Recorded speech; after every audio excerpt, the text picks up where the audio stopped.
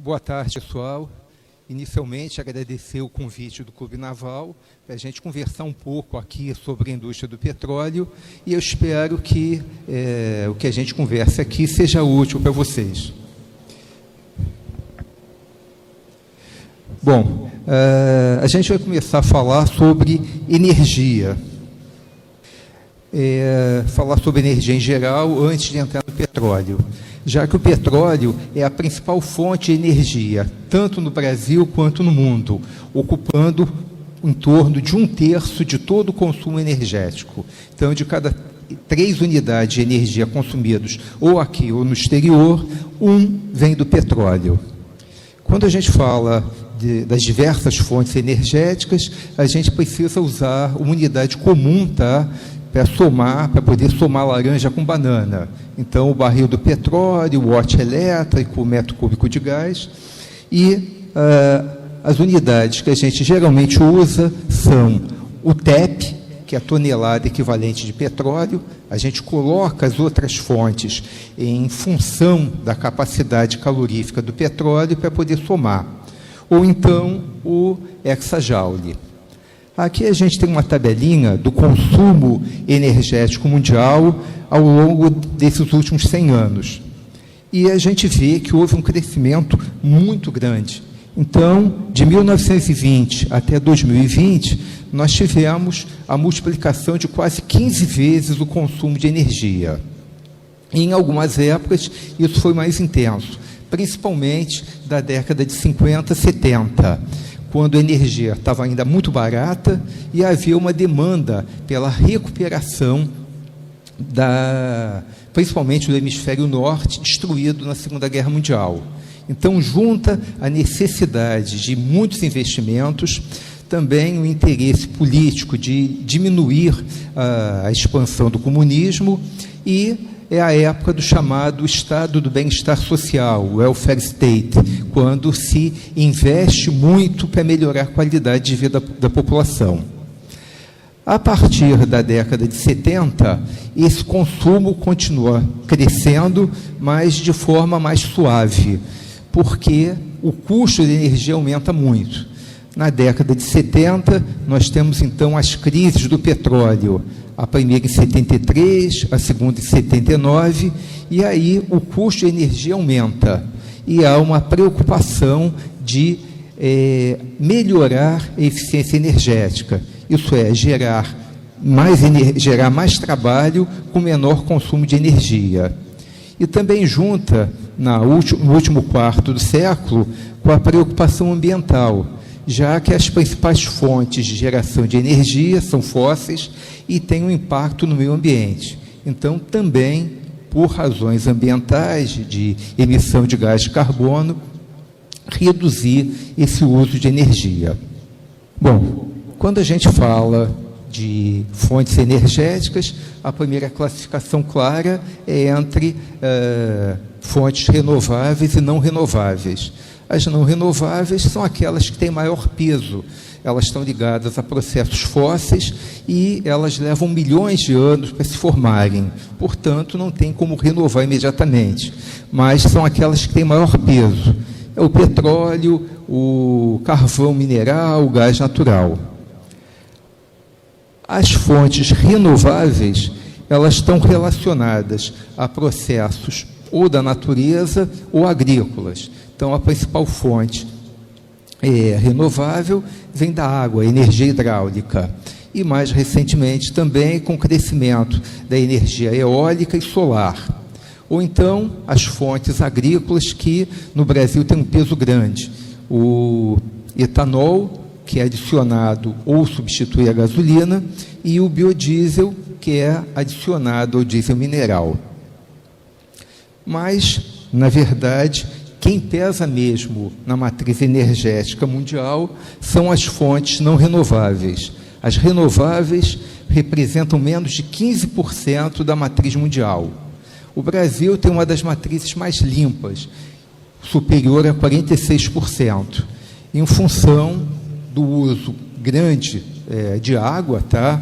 Então, a principal fonte de geração de eletricidade é a hidrelétrica e também do uso de derivados da cana-de-açúcar num percentual que não existe em lugar nenhum do mundo. Então, a gente vai mostrar rapidamente como a matriz energética mudou no tempo e no espaço, chamando a atenção de que o consumo de energia é puxado cada vez mais pelos países emergentes. Até 2005, eram os países do primeiro mundo, da OECD, que dominavam, que tinham a maior parcela no consumo de energia. A partir daí, isso virou e cada vez os emergentes crescem mais, com destaque especial para a Ásia, China e Índia, que são os devoradores de energia.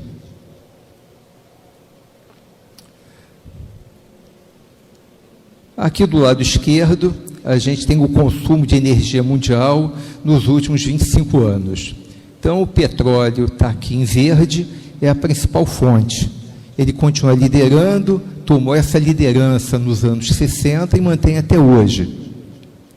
E vindo a seguir o carvão e o gás natural. Então, até aqui, o verde, o vermelho e esse tom meio cinza, tá? É que dominam permanentemente a matriz de energia. Se a gente for ver a participação ao longo do tempo, a gente vai ver que o petróleo ele tem perdido market share, mas de forma suave. Aquela ideia, vamos produzir petróleo correndo porque daqui a pouco ele não vale nada. Não é assim. A mudança da matriz energética ocorre de forma bastante lenta, porque os investimentos são extremamente pesados. Então, é aquele chamado soft landing, é uma aterrissagem suave. Não vai, de um dia para o outro, deixar de se usar petróleo. Até porque as fontes ditas alternativas, elas têm tido um crescimento muito grande, é fato, não tem dúvida, mas elas partem de uma base muito pequena. E, em energia, é fundamental a economia de escala. Os investimentos que se fazem para a energia e para o petróleo em particular são muito pesados. Então, eles precisam ser diluídos pelo volume. Então, fontes alternativas ainda estão numa fase inicial, partindo de uma base baixa, elas ainda não são viáveis se não receberem subsídios, elas precisam de subsídios até que elas cresçam e consigam ter um volume que faça com que o custo unitário caia. E aqui a gente tem a matriz energética brasileira, tá? Como eu já disse, o petróleo lidera, esses dados são de 2020, em que até a participação do petróleo caiu em função da pandemia, da queda do uso de derivados de petróleo no transporte. Porque já teve anos em que a participação do petróleo na matriz local atingiu quase 38%. Então, essa faixa de 35% a 38% é a normal para o petróleo aqui no Brasil. O que é diferente no Brasil é esse segundo colocado aqui. Como eu falei, são os derivados de cana.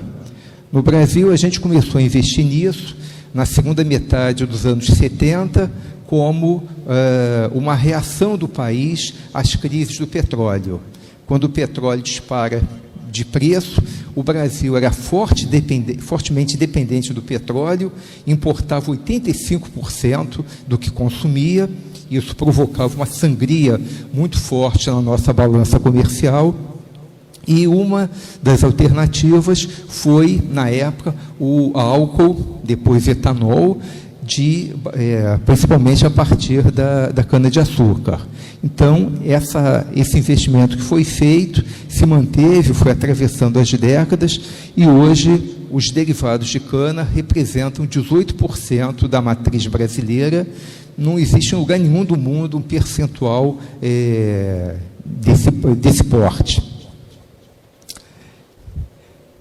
Depois, a posição seguinte é sempre disputada pela hidráulica, energia hidráulica e gás. E isso tem muito a ver com a parte elétrica.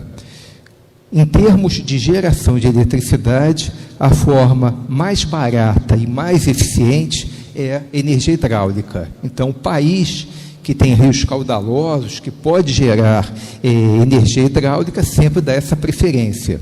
No Brasil, a geração hidráulica para eletricidade, no passado, chegou a 80%. Mas, em anos que a hidrologia não é tão boa, a gente tem que ligar as térmicas, que queimam principalmente gás natural. Então, nesse ano daí, que foi 2020, a hidráulica estava ligeiramente à frente do gás, porque a gente não precisou ligar tanto as térmicas, cada uma aí em torno de 12,5% total. Provavelmente, quando a gente tiver os dados de 2021, isso vai mudar, porque foi um ano de hidraulicidade ruim e a gente teve que ligar as térmicas o tempo todo. Mesmo que a gente não percebesse isso, perceberia quando paga a conta de energia elétrica, que aumentou bastante. Então, em 2021, o gás certamente ultrapassou a hidráulica. E depois, com participação bem menor, vem as outras fontes. A lenha, que ainda está em quinto lugar, é o carvão vegetal, que ultrapassa o carvão mineral, em que as reservas brasileiras são pequenas e mais concentradas lá no sul, Santa Catarina, Rio Grande do Sul, a eólica, que tem crescendo, a nuclear, em que nós temos 2 usinas, agora se fala na retomada, na conclusão de Angra 3, mas, na verdade, ambas ainda têm uma participação pequena. Então, petróleo e derivados de cana é que tem peso na matriz brasileira. Bom, agora eu vou falar de petróleo, né? Senão vocês vão me acusar de propaganda enganosa. Eu vim aqui para assistir uma palestra de petróleo e o cara fala de tudo menos do petróleo. Bom, então a teoria mais aceita é que o petróleo tem uma origem orgânica. Então, são restos de animais e vegetais que, ao longo de milhões de anos, foram se decompondo, foram sendo cobertos por mudanças tectônicas. Isso mudou as condições de pressão e temperatura e provocou que aquela matéria orgânica original se transformasse em hidrocarbonetos, que são aqueles compostos de carbono e hidrogênio que a gente algum dia aprendeu lá nas aulas de química. Bom, quando a gente fala de petróleo, na verdade, o que tem valor de mercado não é o petróleo bruto, são os derivados.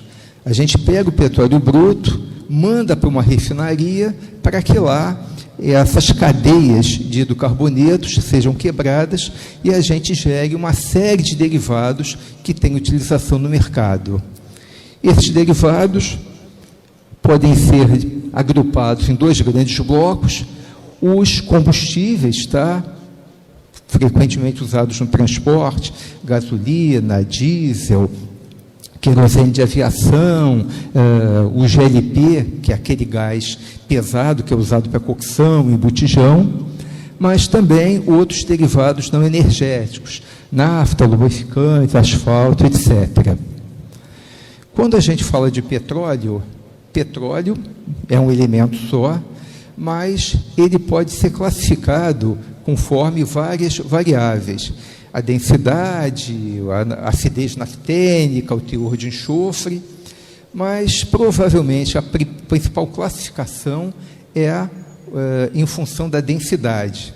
Isso é, petróleos mais leves têm mais valor de mercado.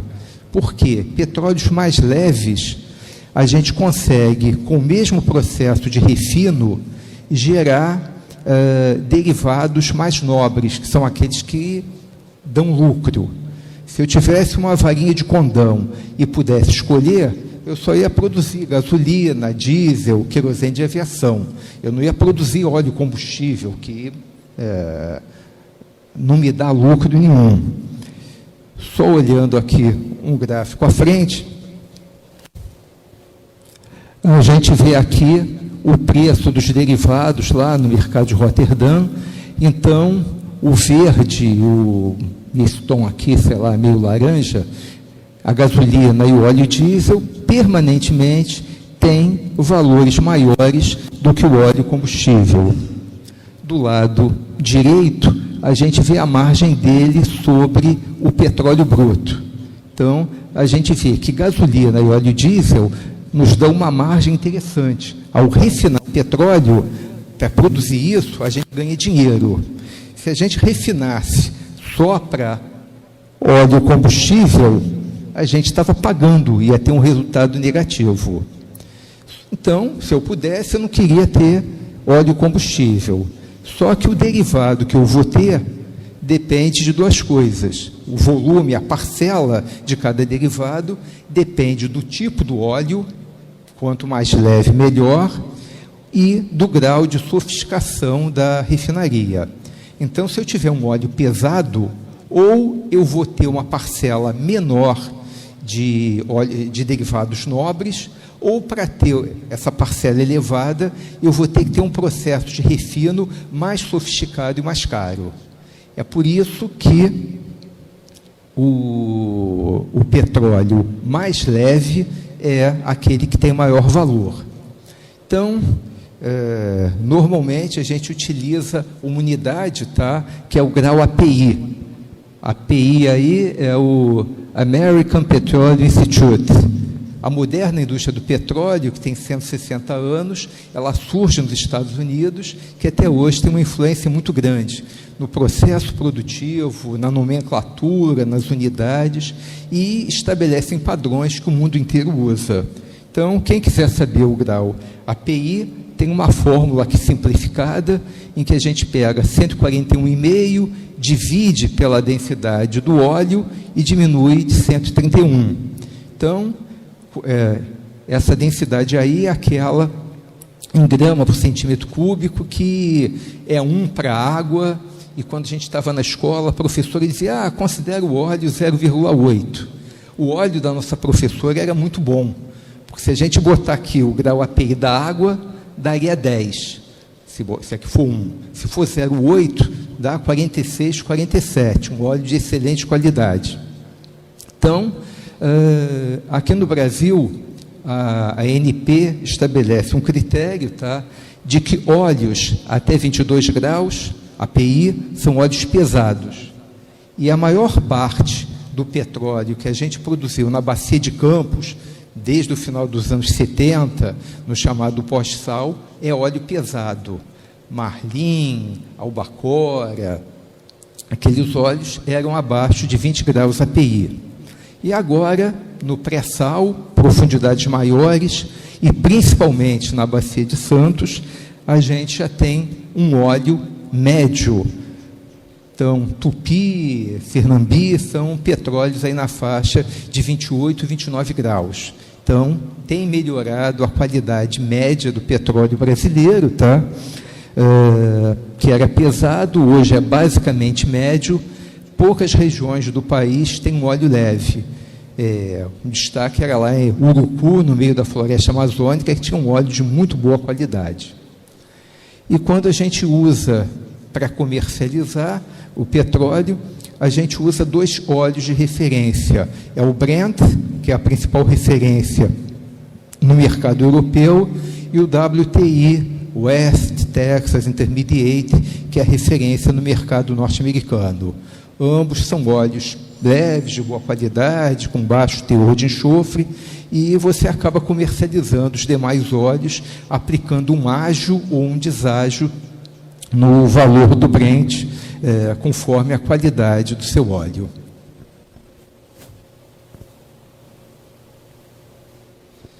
Bom, algumas características da indústria do petróleo. O preço baixo.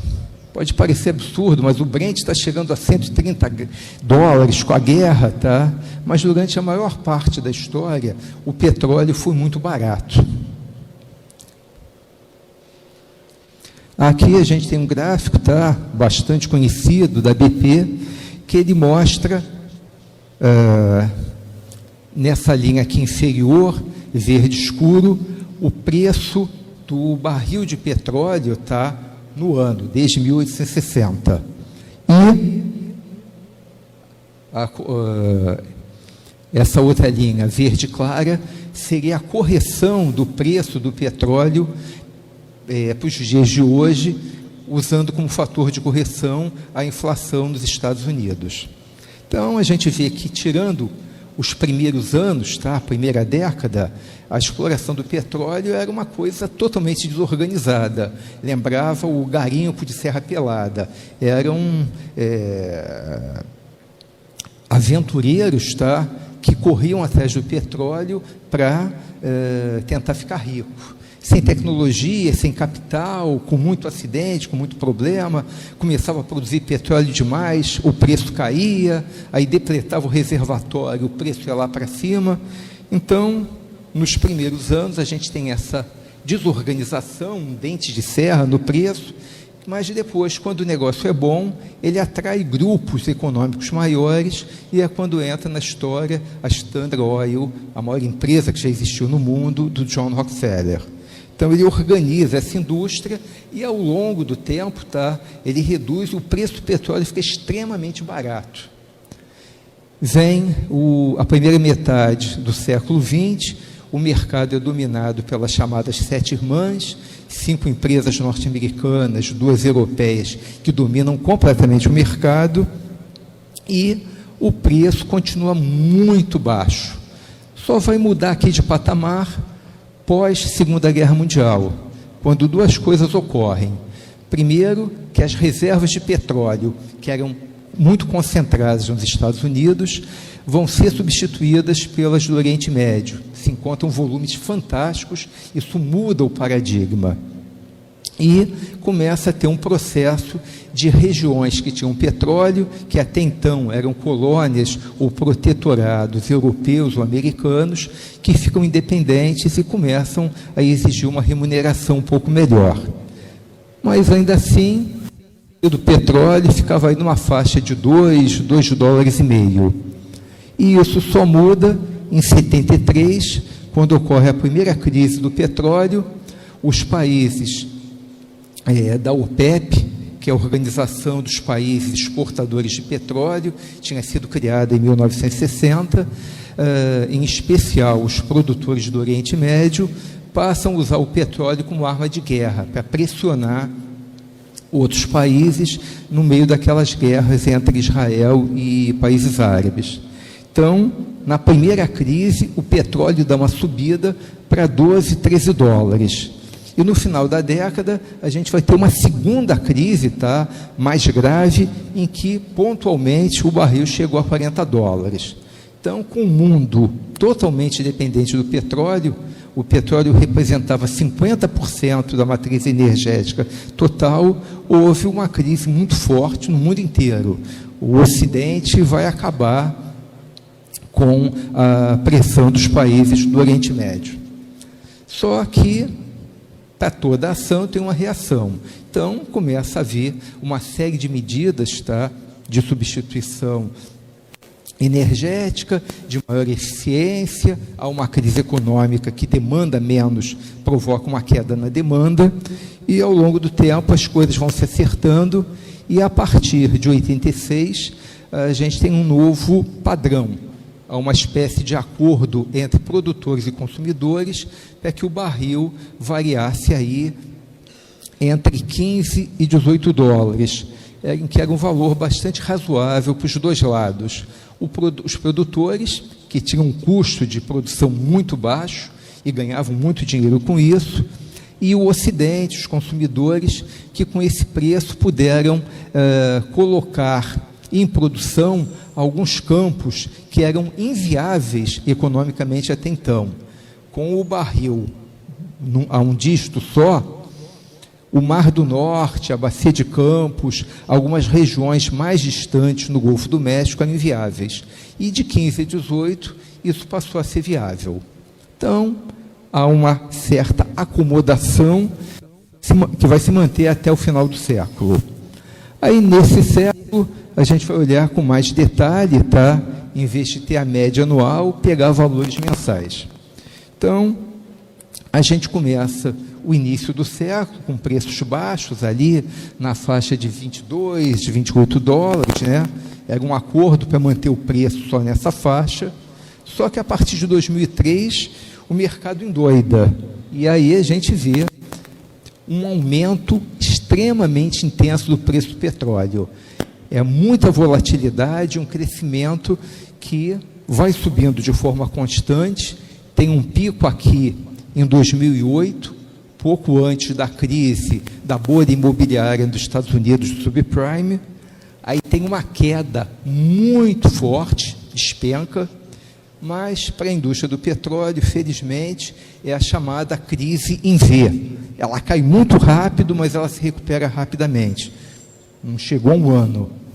E aí, há uma recuperação nos preços, e na primeira metade da década passada, a gente tem uma certa estabilidade, em torno de $110. Só que a partir de 2014, a gente entrou numa crise, tá, que se mantém até hoje. Em 2014, foi o final do boom das commodities. As commodities, em geral, despencaram, mas nenhuma caiu tanto quanto o petróleo, que despencou, chegou a $30.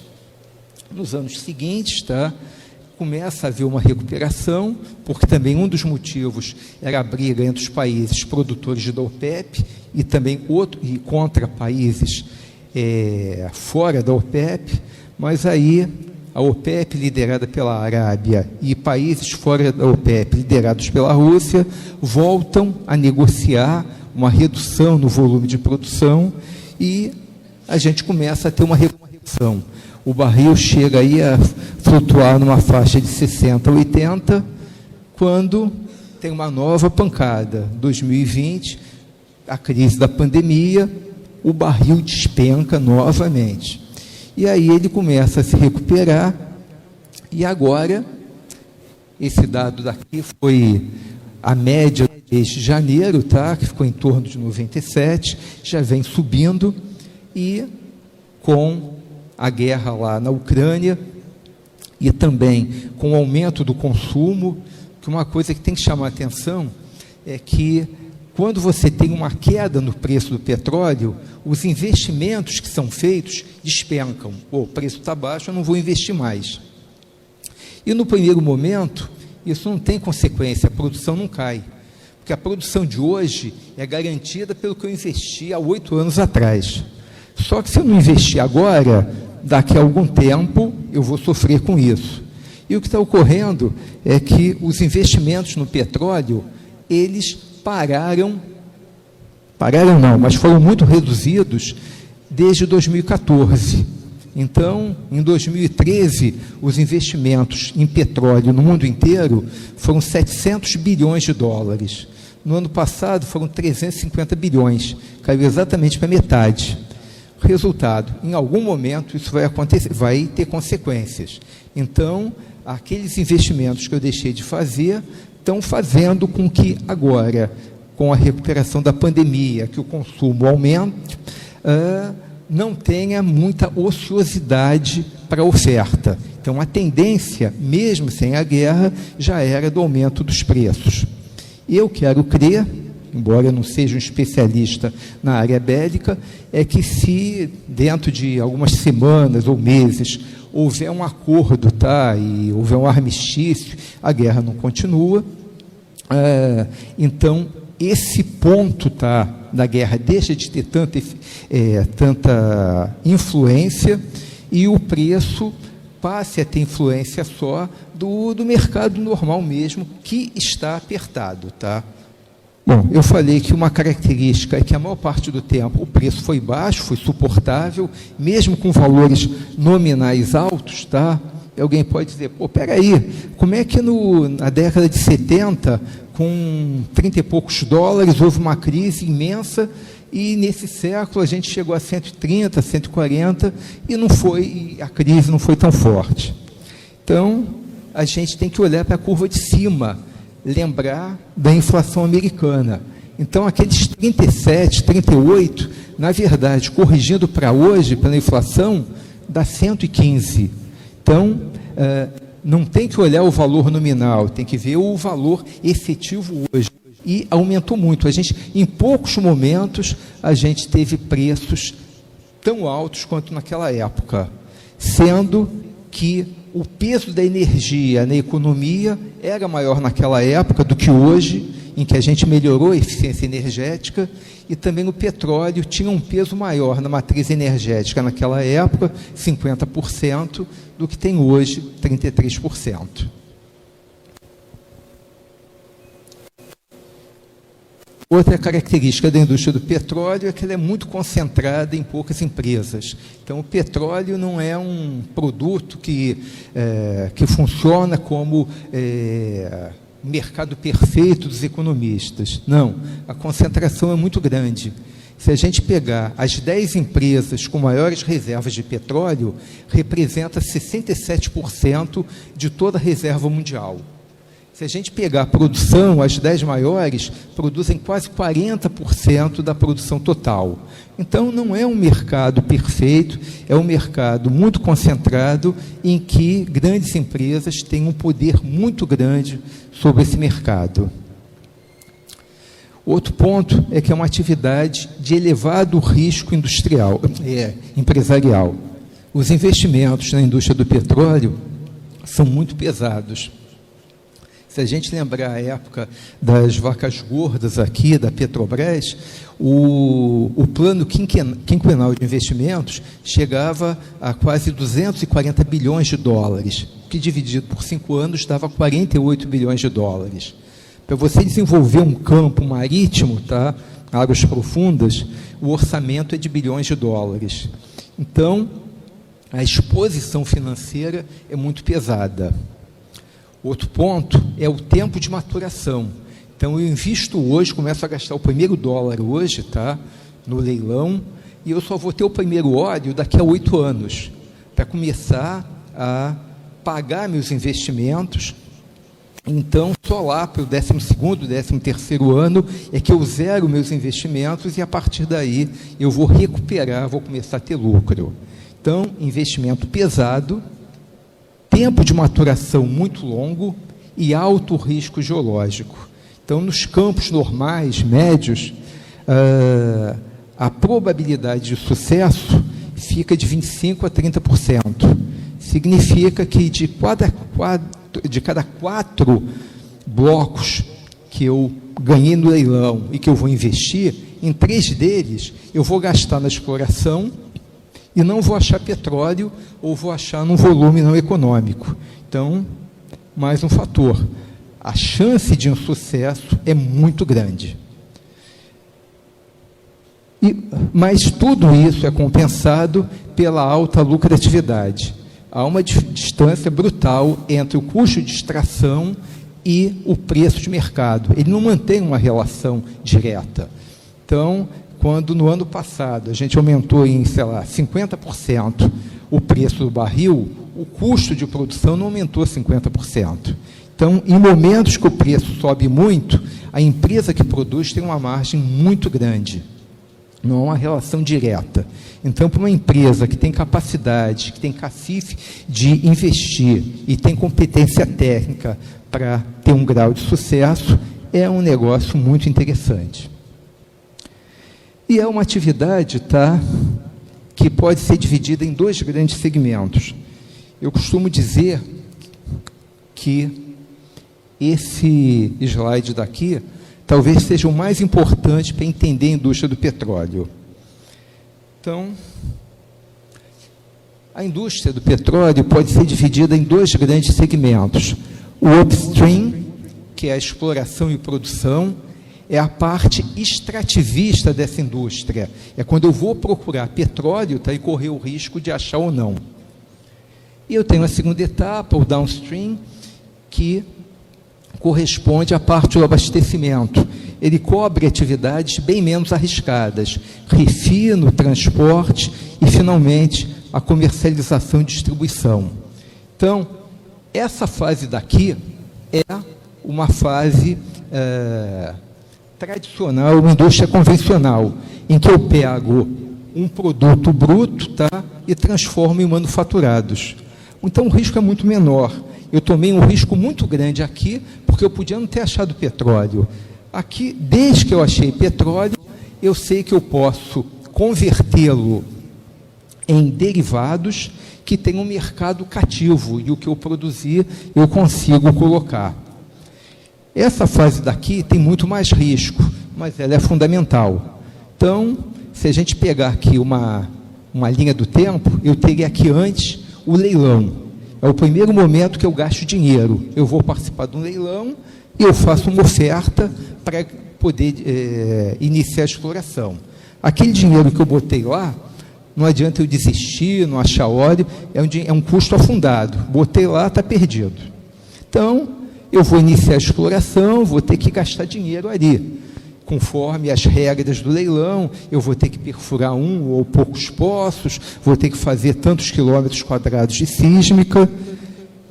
E aqui, no final dessa fase, eu tenho um outro portão, em que eu tenho que definir se eu vou devolver o bloco ou vou declarar comercialidade. Seguindo aquilo que eu falei, em 75%, 70% dos casos, eu vou devolver. Então, tudo que eu gastei aqui foi embora. Mas, se eu declarar comercialidade, então eu vou entrar na fase seguinte, que é o desenvolvimento da produção. E aí eu vou gastar muito mais, só que com um risco bem menor. Enquanto lá eu furei 1, 2 poços, agora eu vou furar uma sequência de poços para poder delimitar todo o reservatório. Vou ter que contratar plataformas através das quais eu vou produzir petróleo. Vou ter que fazer uma série de equipamentos submarinos para conectar aqueles poços na plataforma. Se eu não tiver um oleoduto, um gasoduto para trazer aquilo no continente, eu vou ter que armazenar num navio, na própria plataforma, e depois ter que fazer o transbordo em navios aliviadores do mar para o continente. E é nessa fase que eu faço a perfuração. A perfuração não é uma atividade fim, é uma atividade meio. Eu perfuro para o geólogo na exploração, para o engenheiro de produção, para o cara do reservatório, só que a perfuração é muito cara. Uma plataforma, uma sonda de perfuração marítima de águas profundas, quando o mercado está muito demandante, tá? Na época de preços altos, pode chegar a custar $700 mil por dia. Eu pago de aluguel pelaquela sonda $700 mil. Então, imagina, só de sonda, se eu levar 30 dias para furar aquele poço já me custou $21 milhões. E eu vou furar vários poços aí. Em suma, a área do upstream, ela é muito mais arriscada. E é por isso que, até as crises do petróleo, as empresas procuravam, sempre possível, investir aqui, porque o risco era muito menor. Só que depois da crise do petróleo, com petróleo caro, ficou óbvio que era fundamental eu ter acesso ao petróleo. Porque se eu tenho acesso ao petróleo, eu gastei dinheiro aqui, e se eu produzo a um custo baixo, eu tenho uma margem boa, tá, para o downstream.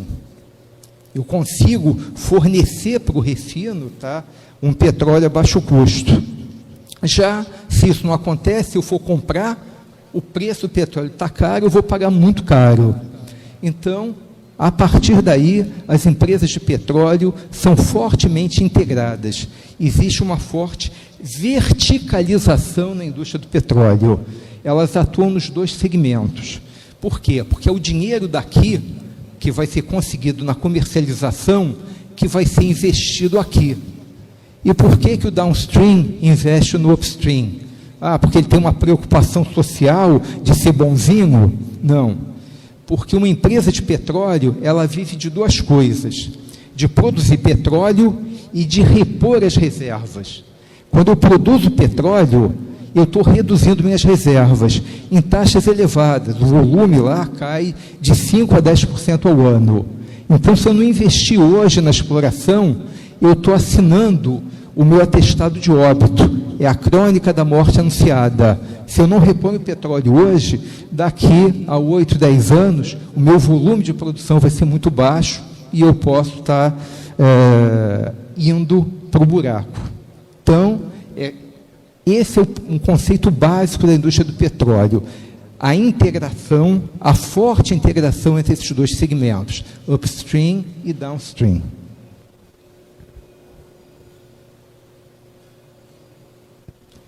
Aqui, informações gerais, esses dados são de 2019.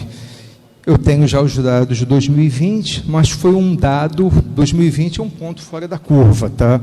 Então, o consumo caiu muito, caiu de 100 milhões para 90 milhões, então teve mudanças. Então, eu prefiro usar um dado mais estável. As maiores reservas do mundo estão nesses 5 países aqui. Venezuela e Canadá têm volumes significativos de reserva, uma parcela delas de má qualidade. Óleo super pesado em algumas regiões da Venezuela, em que o óleo chega a ser mais denso que a água. No Canadá, areias bituminosas, que têm um impacto ambiental muito grande, mas, em termos volumétricos, Venezuela e Canadá estão ali no top 3. Se a gente pensar do lado econômico, a principal reserva, claramente, é da Arábia, que em volume é um pouco menor que a Venezuela, mas com óleo de qualidade muito melhor e, portanto, com valor de mercado bem superior. Quando a gente fala da produção, são os 3 grandes que há mais de uma década dominam o mercado de produção. Então, esses 3 daí, em conjunto, representam 40% da produção mundial, com características diferentes. Os Estados Unidos, mesmo sendo o maior produtor, ainda é um importador líquido de petróleo. Seu consumo é tão grande que, mesmo produzindo muito, ainda não consegue atender totalmente a sua demanda. Então, é um país ainda basicamente importador. Enquanto a Arábia e a Rússia são países exportadores. A Arábia, que lidera o grupo da OPEP, e a Rússia, que lidera o grupo de produtores fora da OPEP, mas que agora tem esse grupo OPEP+, que se reúne periodicamente para definir volumes de produção e expectativa de preço. E aqui os principais consumidores, tá? Então, os Estados Unidos continuam sendo o principal consumidor de petróleo. Se a gente pensar em energia como um todo, a China já está lá na frente. Mas a principal fonte de energia na China é o carvão. Por isso, o impacto ambiental muito forte. Então, China e Índia, tá, já ocupam a segunda e terceira posição. A Índia ultrapassou o Japão, depois vem a Arábia, a Rússia e Brasil, que já foi, em 2019, esses dados são de 2019, o 7º maior consumidor mundial. E o consumo, na época, se aproximava dos 100 milhões de barris diários. Aqui tem uma lista das maiores empresas de petróleo. Então, a gente vê ranking de empresa de petróleo, qualquer publicação faz.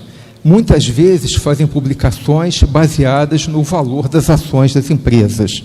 Eu, pessoalmente, não gosto desse critério, porque eu vejo 2 imperfeições nisso. Primeiro, quando pega valor de ações, ele elimina as várias estatais de países do Oriente Médio que normalmente são de capital fechado. Então, não estão na bolsa, você não consegue medir. Você tira o que certamente está entre as maiores. O segundo é que o petróleo já tem uma volatilidade imensa. Você junta petróleo com bolsa de valores, então é volatilidade em cima de volatilidade. Então, eu gosto desse critério aí, que é um ranking que anualmente é divulgado pela PIW, Petroleum Intelligence Weekly, que é uma publicação bastante respeitada e que ela faz esse ranking baseado em 6 critérios técnicos, que, portanto, tem muito menos volatilidade. Reservas de petróleo, reservas de gás, produção de petróleo, produção de gás, capacidade de refino e volume comercializado. Isso tem muito mais sentido, porque não tem tanta volatilidade, são variáveis que não mudam tanto. E aqui a gente tem as 20 maiores empresas do mundo, tá? E a gente vai ver que, ao contrário de 20 anos atrás, hoje você tem uma predominância de empresas estatais.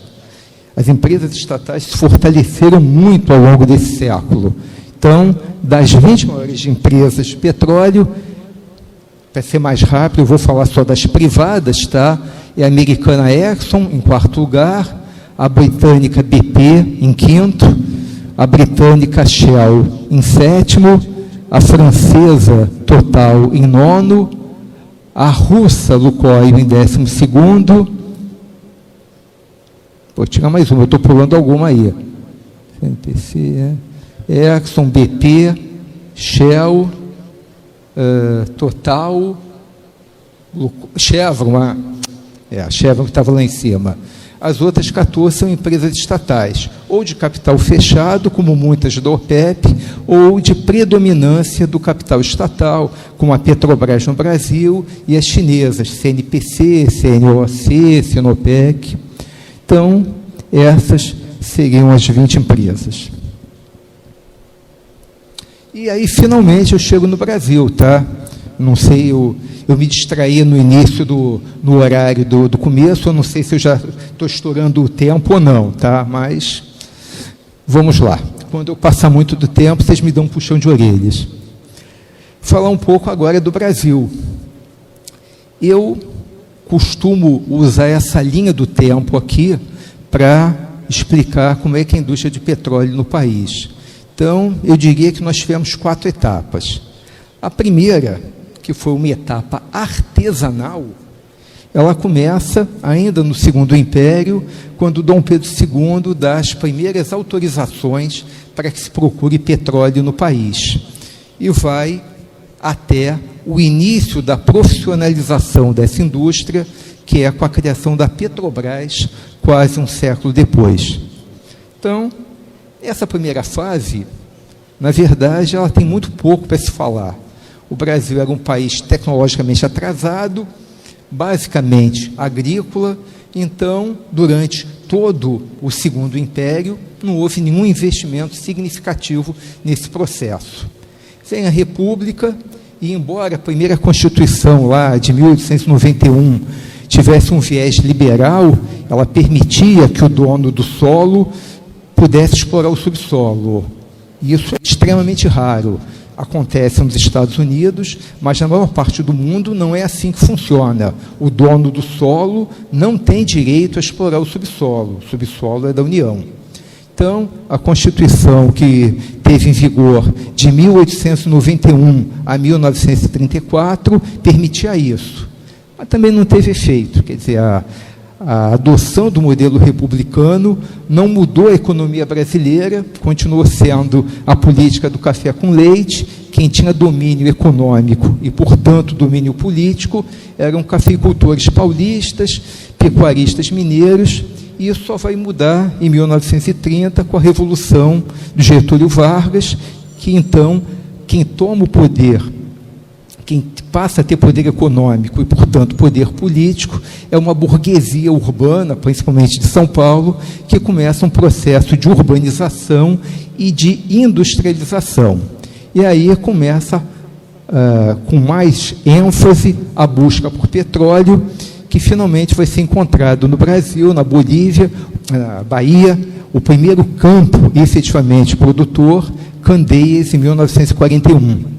E aí começa a discussão sobre qual seria o modelo. Seria um modelo com intervenção estatal? Seria aberto a empresas privadas brasileiras? Seria aberto para o mercado internacional? Então, a discussão longa, vem a campanha do petróleo é nosso, mudam governos, Vargas sai do poder, chega o Dutra, Vargas volta ao poder, dessa vez eleito, e só se bate o martelo em 1953. É por isso que eu digo que 1953 marca o final da fase artesanal e começa a fase do monopólio estatal do petróleo, que vai se estender por mais de 4 décadas. No início, a Petrobras foi uma empresa principalmente de downstream, isso é, da parte do refino. A gente não teve muito resultado na parte de exploração, eram aqueles campos na Bahia, alguma coisa em Sergipe, depois no Rio Grande do Norte. Mas, naquele momento, a gente era muito interessante comprar petróleo do exterior. Então, não havia razão para a gente ficar correndo o risco, investir no EIP, quando a gente comprava petróleo bom, bonito e barato lá do exterior. Só que isso vai mudar a partir da crise do petróleo. Então, o petróleo podia continuar sendo bom e bonito, mas não era mais barato. E isso provocava uma sangria na economia brasileira. Então, a gente muda de papel e, a partir do final dos anos 70, a ênfase vai para o EIP. Então, a gente começa a procurar petróleo. E vai achar petróleo no mar. Então, na Bacia de Campos. Mas a gente leva muito tempo, tá, para reduzir essa dependência. Então, a Petrobras é criada nos anos 50, ela vai se expandindo nos anos 60, a partir dos anos 70, com choques de petróleo, o país e a empresa entram numa crise econômica, ela passa a produzir cada vez mais petróleo, mas começa a se discutir a quebra do monopólio. O monopólio foi mantido quase que por unanimidade na Constituição de 88.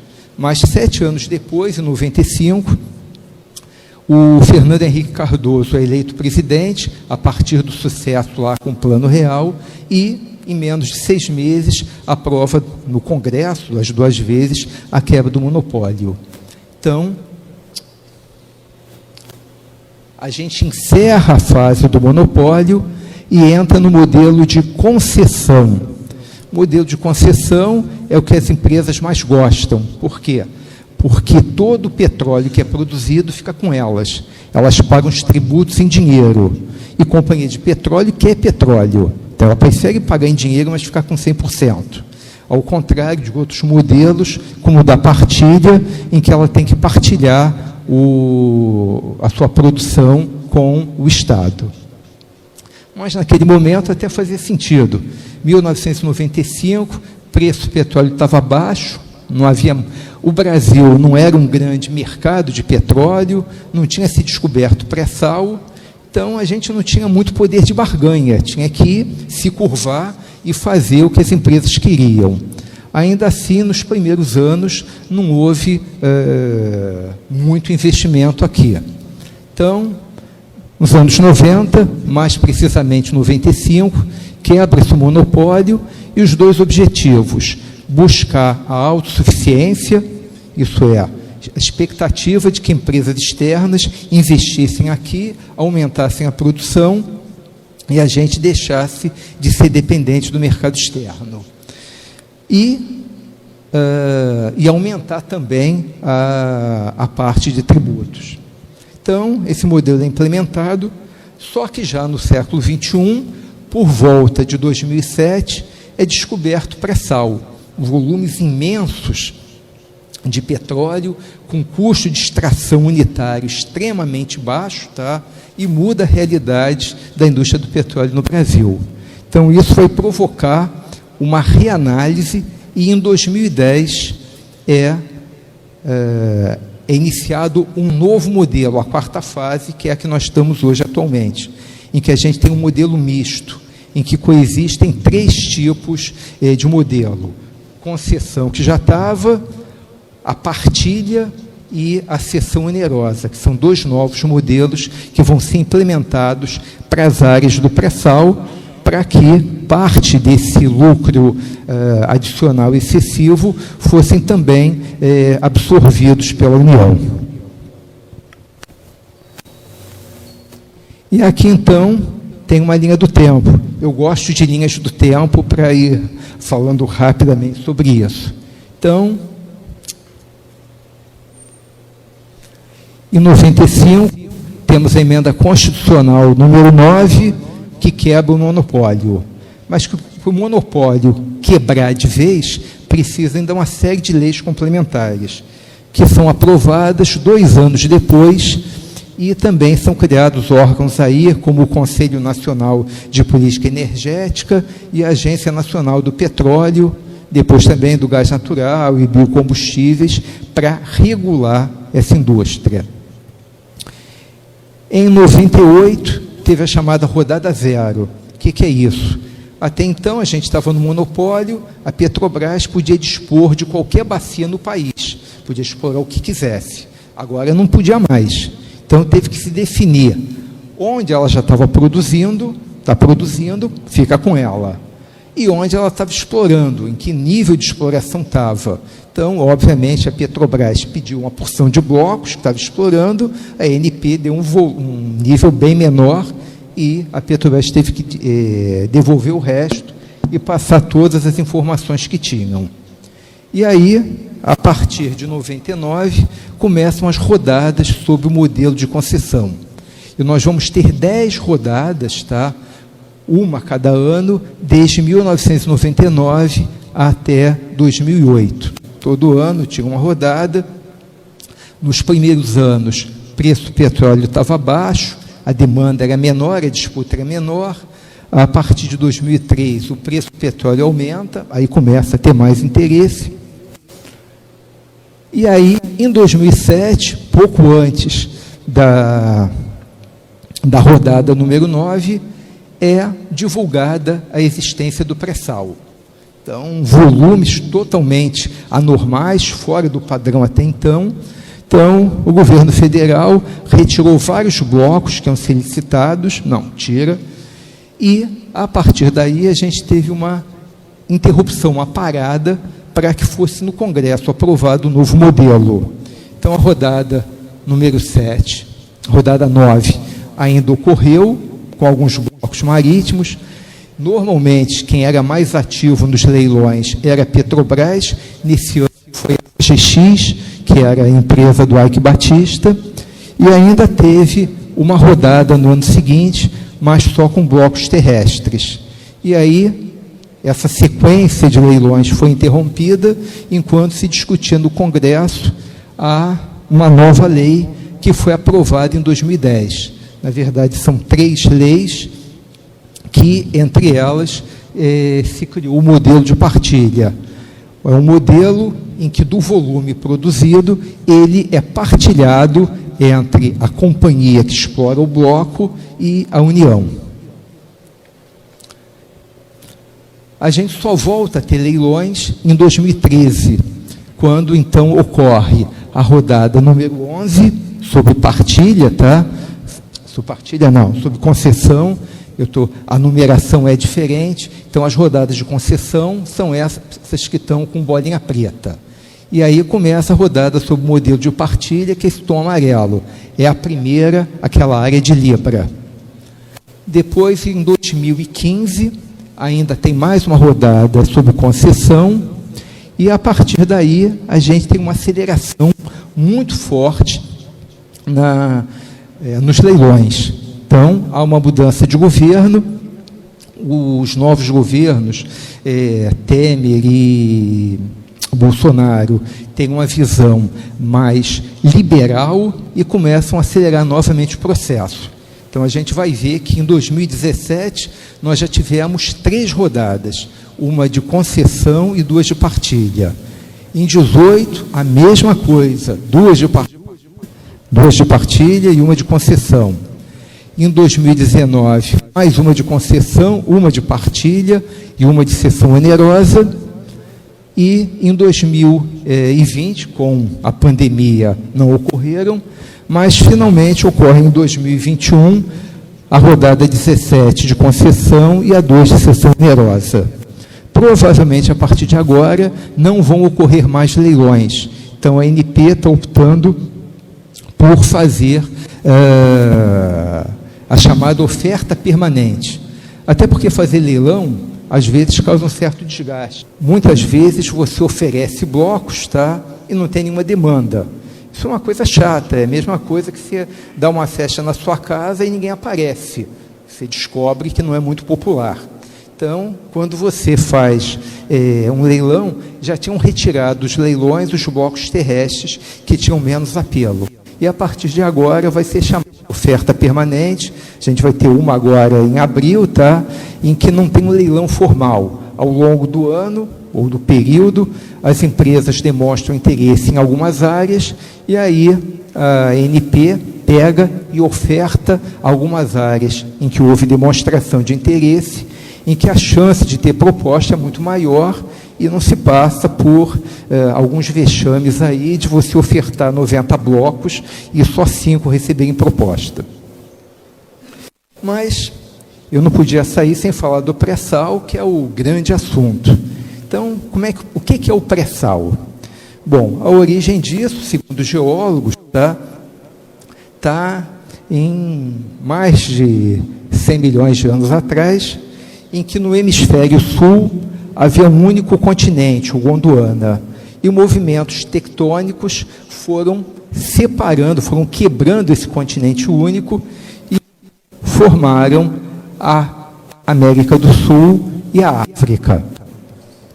Resultado, as formações mais antigas, continuava a matéria orgânica chegando do continente, levada pelos rios, e isso constituiu o pré-sal. Por que ele é pré-sal? Porque ele foi antes do sal, é mais antigo. Então, essas formações, que só recentemente a gente teve acesso, elas têm mais ou menos 150 milhões de anos. Então, ficaram lá embaixo. Esse espaço continente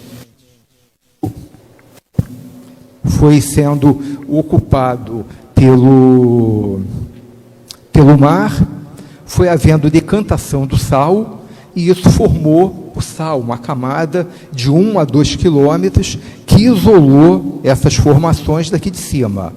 E aí, mais recentemente, 90 milhões de anos atrás, mais material foi se formando e constituindo o pós-sal, quer dizer, veio depois do sal, que eram aquelas formações que a gente explorou desde 1980, de Campos, Marlim, Albacora, Roncador, etc. Então,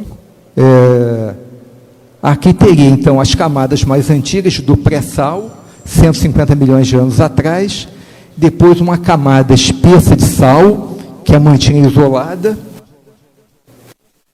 outra camada do pós-sal, que foi essa que a gente produzia na Bacia de Campos, e a lâmina d'água, a diferença, a distância do nível do mar ao fundo do mar.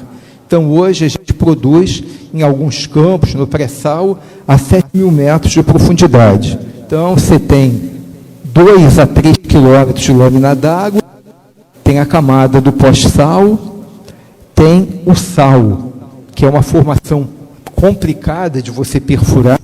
Hoje, você já dominou essa tecnologia, mas há 20 anos atrás, isso era praticamente inviável, e que tem uma espessura que pode chegar a 2 quilômetros. Finalmente, a gente tem o pré-sal.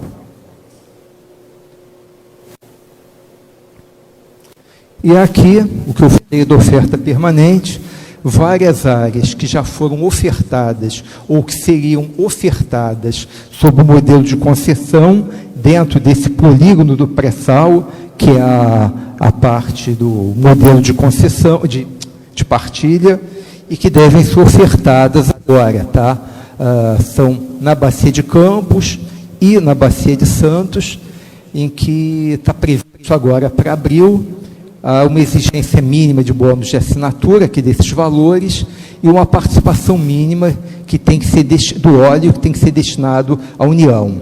São, na verdade, valores pequenos, Se a gente fosse olhar, em alguns casos aí, a participação da União é muito maior. Mas, ou o pessoal está avaliando os campos como menos blocos, como menos interessantes, ou está com muita pressa de vender. Então, são valores razoavelmente baixos. Então, pessoal, com isso eu termino a minha apresentação. Para quem gostar desse tema, eu indico, aqui é a fase do merchandising, meu livro, A Indústria do Petróleo do Brasil.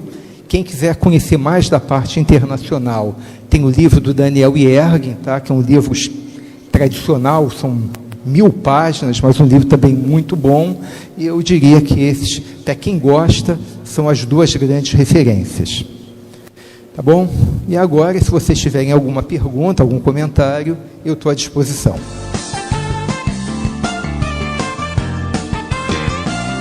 Comandante Bezerra Júnior, com a palavra. E uma visão mais de matriz energética e da energia nuclear. O Brasil, nós temos hoje muitas restrições, não só hidrológicas, né? Nós estamos vivendo isso aqui no momento, como as ambientais.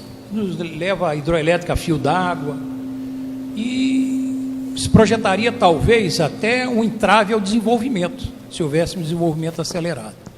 A energia nuclear não seria uma solução na nossa matriz para reduzir essa dependência e essas incertezas? Agora eu coloco também outro foco na Europa. E antes cito números desatualizados que provavelmente o senhor seja melhor, conheça melhor. A França tem cerca de 80 centrais nucleares, a Alemanha 56, a União Soviética 98, alguns de pequeno, o small nuclear, né? E os Estados Unidos 105, o Japão volta a construir centrais nucleares, China e Índia. Então o futuro para a energia contínua, a industrialização, e ainda mais essa crise mostrou a dependência do gás e do óleo. Será que também a Europa não vai se voltar também para a energia nuclear? Não é uma grande solução de energia para o futuro? Assim como o século XIX foi o século do carvão, o XX é do petróleo, eu acredito que o século XXI não vai ter um líder disparado. A gente caminha para um mundo mais multienergético, tá? Com a redução do petróleo, talvez um crescimento do gás, que das fontes fósseis é menos agressivo ambientalmente, com a queda do carvão e com talvez o quarto grupo sendo outros, juntando tanto as fontes renováveis, que estão crescendo muito, e também com a participação da energia nuclear. Eu não acredito que a energia nuclear vá crescer tanto, quer dizer, vai crescer, mas ela nunca chegou a 10% da matriz total, tá? Até porque tem visões bastante diferentes. Os acidentes que ocorreram, toda vez que a energia nuclear estava crescendo, ocorreu um acidente, Chernobyl, depois Fukushima, que queimou um pouco a imagem. Aí, mas eu acredito que ela vai aumentar. Aqui no Brasil, isso é um exemplo, tá? Está sendo retomada Angra 3, fala-se em construir mais usinas no Nordeste. A França é o exemplo do país que 40% da matriz total vem da energia nuclear. A Alemanha não, porque lá o Partido Verde é muito forte. Ela tinha combinado de não renovar a licença das usinas nucleares até esse ano. Talvez ela permita não a construção de novas, mas a extensão por mais algum tempo por causa da crise, tá? Então, eu acho que a energia nuclear deve ter um aumento, mas acho que ela nunca vai passar de 10%, porque hoje o espaço maior que está sendo ocupado é por essas chamadas novas energias, solar, eólica, que não contam com essa pressão conta que às vezes tem a energia nuclear. Almirante Salgueirinho.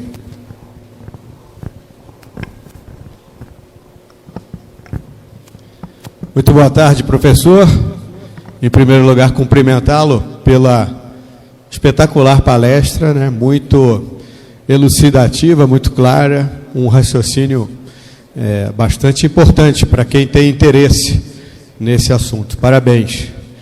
Eu observei numa das slides que o senhor apresentou o upstream e o downstream e a correlação que existe entre os dois, para que o senhor tenha ativos, né, financeiros para poder investir no upstream, a importância de ter uma corrente do downstream. Recentemente, a gente tem observado a Petrobras com uma tendência de se desfazer de alguns ativos do downstream. E isso parece um pouco contraditório com essa ideia do senhor de que uma parte financia a outra. Eu queria saber se o senhor podia fazer uma leitura, uma avaliação, se faz sentido esse movimento. Obrigado. A observação é perfeita, tá? Eu acho que a Petrobras está indo ao contrário de todas as empresas do mundo. Se a gente pegar aquelas 20 maiores, tá? todas elas são empresas verticalizadas, que atuam nos dois segmentos. As empresas privadas até são mais fortes no downstream do que o upstream, porque elas têm dificuldade à base geológica, tá? Então, não adianta. Eu sou uma empresa da Europa, eu acabo sendo mais forte no downstream porque eu não tenho upstream no meu continente, no meu território, eu tenho que ir buscar em outros países. E como eu falei, de 2000 a 2015, os estados nacionais estavam mais fortes e desenvolveram uma proteção para suas próprias empresas. Não foi só aqui no Brasil que se deu preferência à Petrobras, inicialmente seria a operadora única do pré-sal. Na maior parte dos países, os governos guardaram para suas estatais os melhores projetos, deixando a carne de segunda para as outras empresas. Então, eu acho que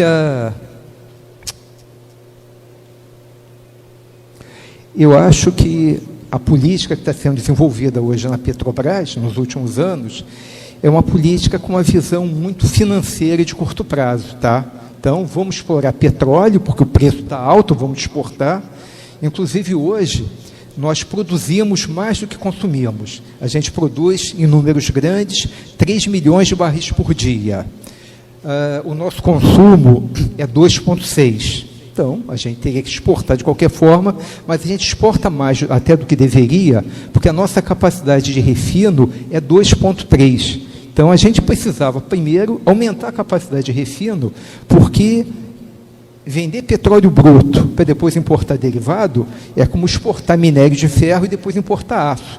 Eu vendo um produto básico e depois eu compro um manufaturado mais caro. Então, primeiro, eu acho que devia se investir mais em refinarias.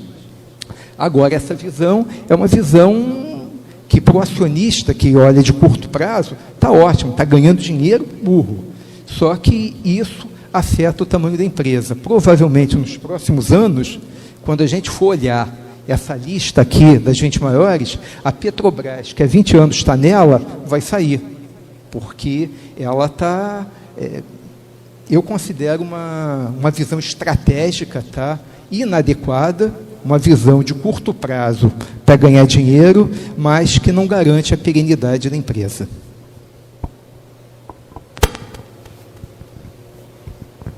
Almirante Nigro.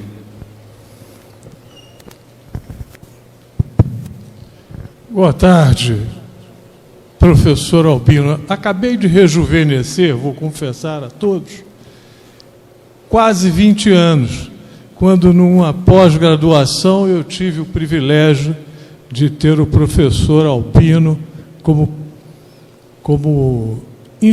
instrutor no curso de petróleo e gás. Mas a minha questão está relacionada com essa situação da guerra na Ucrânia, em que se observa um acréscimo do preço do barril do petróleo e há uma versão, existem várias versões, existe uma guerra de versões, mas existe uma versão que diz, epa, esse aumento é bom para as empresas. Enquanto que em outros lugares dizem que não. Esse aumento pode se traduzir em inflação. Qual a sua opinião nesse sentido? Bom, o mercado do petróleo, a indústria do petróleo é uma indústria muito nervosa, tá? Então, ela tem variações muito grandes, tá? Muitas vezes na expectativa do que vai ocorrer. Eu sempre dou exemplo que, quando os Estados Unidos foram fazer a intervenção no Iraque, 2 meses antes, o preço do petróleo foi disparando. Quando as tropas americanas pisaram no território iraquiano, o preço caiu, porque aquilo já estava precificado. Esse assunto agora da guerra, tá? Eu não tenho capacidade para avaliar quanto tempo vai levar e quais as consequências. Mas eu diria que a gente está fazendo uma analogia com a engenharia, a gente não está no estado permanente, está no estado transiente. Então, esse estado daqui é totalmente instável. Então, para a gente ter qualquer análise mais profunda, a gente precisa aguardar semanas, tomara que sejam semanas, ou meses, ou um tempo, até que isso termine, porque, nesse momento, cada boato que tem, vai ter amanhã reunião do ministro das Relações Exteriores da Ucrânia e da Rússia. Baixou $20 o barril do Brent. Aí, hoje, ao meio-dia, a reunião deles não deu em nada. Os caras brigaram, cada um saiu numa porta. Deve ter subido mais 20. Então, eu acho que não dá para fazer nenhuma análise de médio prazo nisso. E, obviamente, tem pontos positivos e negativos para a companhia de petróleo. Eu acho que o mais negativo é essa instabilidade. Tá? Ninguém gosta, numa indústria com investimentos tão pesados, de ter uma instabilidade tão curto prazo. Então, isso eu acho negativo. Eles podem ganhar muito dinheiro, claro que o petróleo subiu, o custo de produção não subiu dessa forma, tá? Não subiu $30. Então, do ponto de vista estritamente financeiro, eles estão ganhando, mas é algo de curto prazo. Uma indústria tão pesada como o petróleo, isso não é serviço que, tipo hotelaria, que eu vou botar faca no peito do turista, porque ele só vem aqui uma vez, eu exploro ele. Aqui não, é um negócio contínuo. Então, é melhor você manter uma relação de ganhar menos, mas ganhar de forma contínua, do que ter esses pontos. E também, lembrando o que aconteceu lá na crise do petróleo, quando o petróleo subiu demais, ele viabilizou outras fontes energéticas. Tá? Então, com o petróleo ficar muito caro, isso é bom para as outras fontes, que em condições normais seriam inviáveis e que podem passar a ser viáveis com isso. Mas, talvez eu não esteja te respondendo de forma clara, mas eu aguardaria, eu acho que isso é um movimento transiente.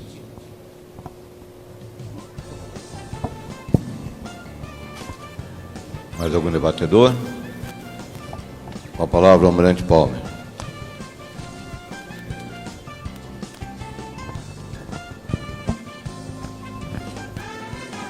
Albino, o Clube Naval se sente extremamente agradecido pela sua palestra, extremamente elucidativa, clara, baseada, deu para notar, numa grande quantidade de dados e de uma análise muito bem feita em cima desses dados. De modo que, para nós e para todos aqueles que estão aqui,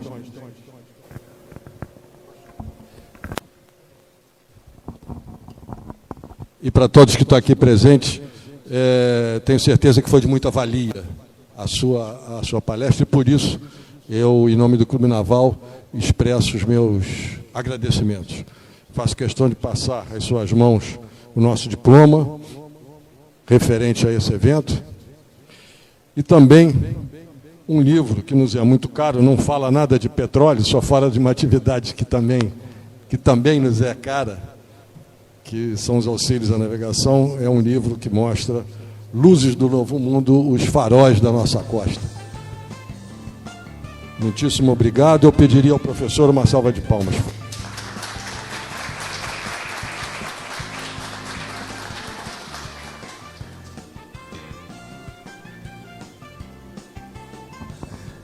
Bom, pessoal, encerrando, mais uma vez eu agradeço o convite, foi um prazer estar aqui falando com vocês. Se eventualmente alguém tiver alguma dúvida, quiser algum esclarecimento maior, nesse material que eu acho que vai ser distribuído para vocês, tem o meu e-mail aqui, tá?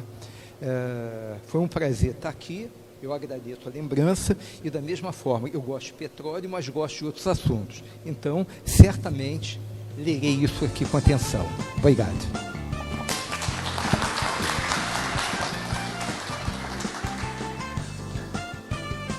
Senhoras e senhores, o evento está encerrado.